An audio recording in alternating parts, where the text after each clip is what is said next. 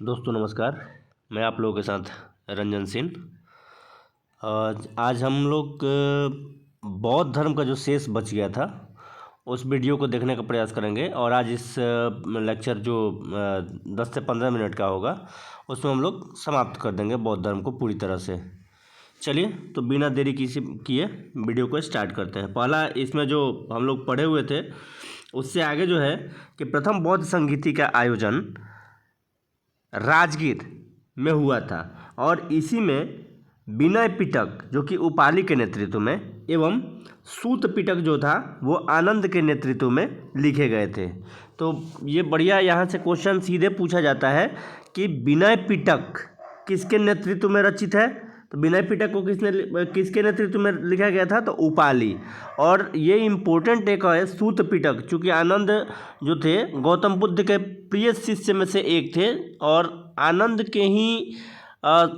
को संबोधित करके ही जो बौद्ध थे, जो गौतम बुद्ध थे, वे अपना उपदेश या फिर कोई भी प्रोग्राम शुरू करते थे तो आनंद को संबोधित करते हुए करते थे। तो ये इम्पोर्टेंट क्वेश्चन है कि सूत पिटक जो था उसका जो उसको लिखा गया था उसका नेतृत्व किसने किया था? तो आनंद के नेतृत्व में लिखा गया था। चलिए आगे बढ़ते हैं। द्वितीय बौद्ध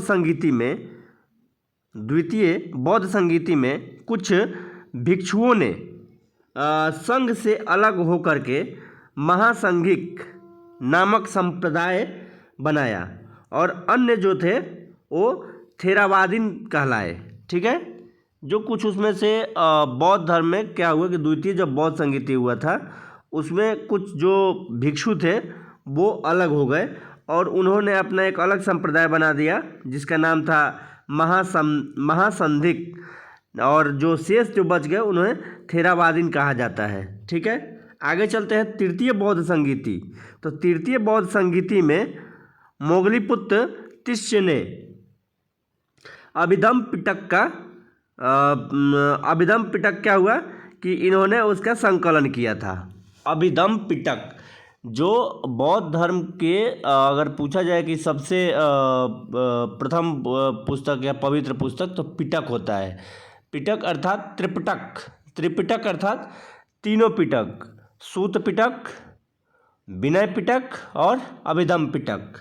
ठीक है, तो देखा जाए तो तृतीय बौद्ध संगीति में जाकर के तीसरा पिटक जो कि अभिधम पिटक है उसको लिखा गया था मोगलीपुत्र तिस्य के नेतृत्व में।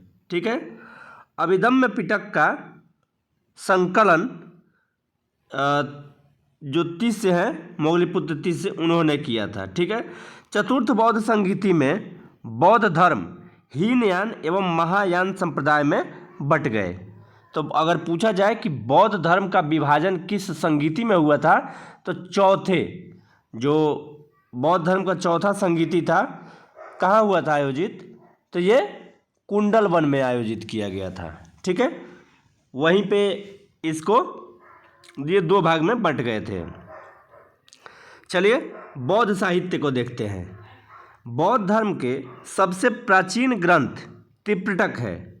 बौद्ध धर्म का सबसे प्राचीन ग्रंथ कौन सा है? तो त्रिपिटक है, अर्थात विनय पिटक, सूत पिटक एवं अभिधम पिटक। विनय पिटक किसके नेतृत्व में लिखा गया था? उपाली। सूत पिटक किसके नेतृत्व में लिखा गया था? तो ये आनंद के नेतृत्व में। और अभिधम पिटक मोगलीपुत्र तिस्य के नेतृत्व में। ठीक है, नेक्स्ट है कि बौद्ध धर्म के नियमों का वर्णन किसमें मिलता है? विनय पिटक में मिलता है। बौद्ध धर्म के नियमों का जो वर्णन है वो विनय पिटक में मिलता है। आगे चलते हैं हम लोग कि धार्मिक विचार एवं वचनों का संग्रह, अर्थात बौद्ध धर्म के धार्मिक विचार एवं वचनों का संग्रह जो है सूत पिटक में मिलता है। और बौद्ध दर्शन का वर्णन जो है अभिधम पिटक में मिलता है। ठीक है, 16 महाजनपदों का वर्णन अंगुत्तर निकाय में मिलता है। तो ये बौद्ध धर्म से ही संबंधित है, साहित्य है, बौद्ध साहित्य है अंगुत्तर निकाय। इसमें 16 महाजनपदों का वर्णन मिलता है। ठीक है, नेक्स्ट है मिलिंद पनोह में बौद्ध भिक्षुक नागसेन एवं यूनानी राजा मिनांडर का दार्शनिक वार्तालाप है। ठीक है, फिर से देख लेते हैं इसको कि मिलिंद पनोह में बौद्ध भिक्षुक नागसेन एवं यूनानी राजा मिनांडर का दार्शनिक वार्तालाप वर्णित है। आगे देखते हैं कि जातक में बुद्ध के पूर्व जन्म की कथाओं का वर्णन मिलता है। तो बुद्ध के पूर्व जन्म की कथाओं का वर्णन कहाँ मिलता है? जातक कथाओं में मिलता है। आगे चलते हैं, कुछ अन्य महत्वपूर्ण तथ्य जो है बौद्ध धर्म से संबंधित देख लेते हैं हम लोग। अभी गला मेरा खराब है, थोड़ा सा एडजस्ट कीजिएगा आप लोग। चलिए, महायान शाखा के अंतर्गत बुद्ध की पहली मूर्ति बनी तथा बुद्ध को ईश्वर के रूप में पूजने की परंपरा यहीं से शुरू हुई। पूछा जाता है ये क्वेश्चन एग्जाम में हमेशा पूछा जाता है कि किस शाखा के अंतर्गत बुद्ध की मूर्ति बनाई गई एवं ईश्वर के रूप में उन्हें पूजने की परंपरा जो है वो शुरू की गई। तो ये महायान शाखा के, तो महायान शाखा और कौन सा एक शाखा में बटे हुए थे लोग? हीनयान शाखा, हीनयान और महायान।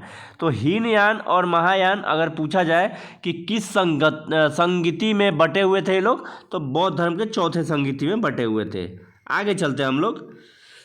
महायान शाखा में स्वर्ग नरक की अवधारणा है। महायान शाखा के अंतर्गत ही स्वर्ग एवं नरक की अवधारणा वर्णित है। ठीक है, आगे चलते हैं।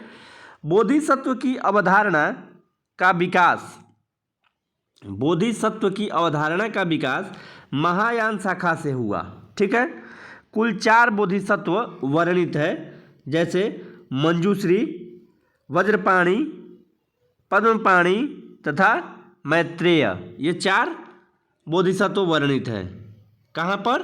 तो ये देखा जाए बोधिसत्व की अवधारणा का विकास महायान शाखा के अंतर्गत ही हुआ था। आगे चलते हैं।